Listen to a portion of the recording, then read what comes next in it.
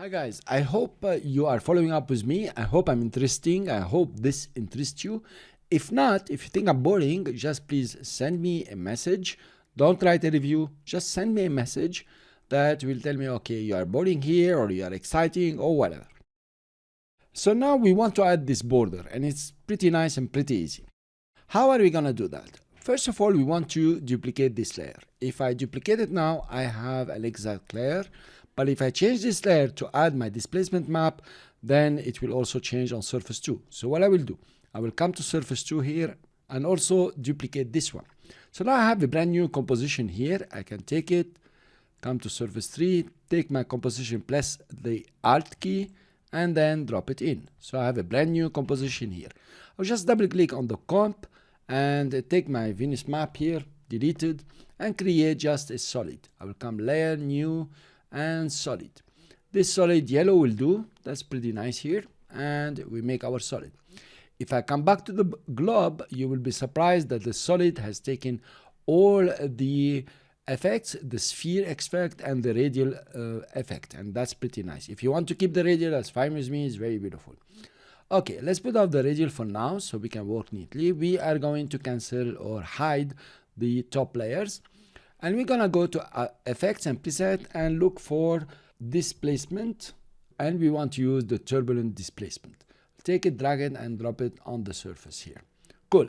Now, what does displacement do, or turbulent displacement? I don't know why they call it turbulent displace, because you have the option of turbulent, bulge, and you have twist also, and other options that are quite nice, including the cross displacement here.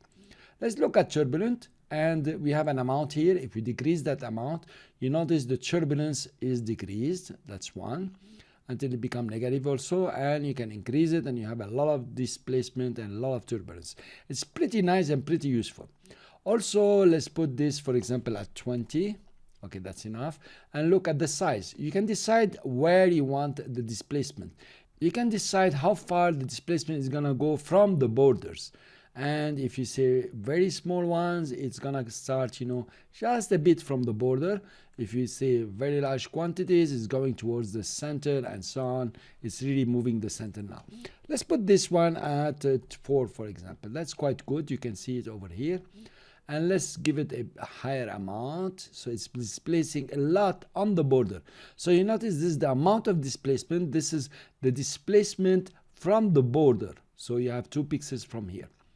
Okay, complexity, we want it very complex. I think we have too much displacement here. Let's put it at 3. Yeah, cool. And we can hide the complexity. That's not bad. The evolution is made to, rotate it or change it or, make it random all over. Cool, that's one. Then we come to the sphere itself. You notice how it's not very clean here.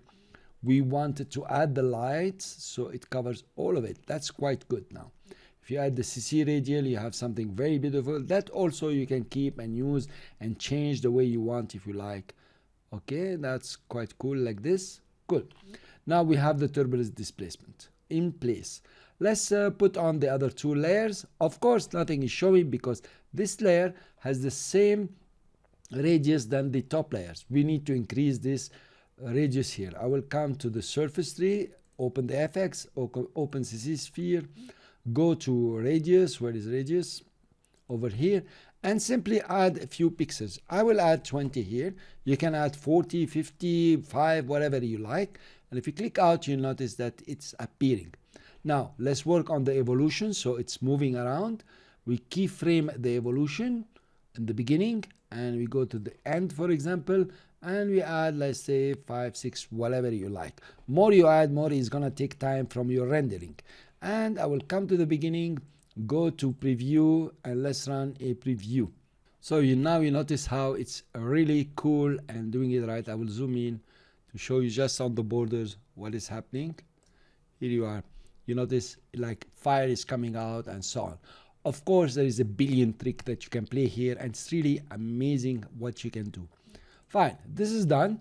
What we want to do now is to animate our globe, to bring it from behind and bring it in front, and of course add the background, which we will do in the next lecture. Thank you very much for listening. I will see you in the next lecture.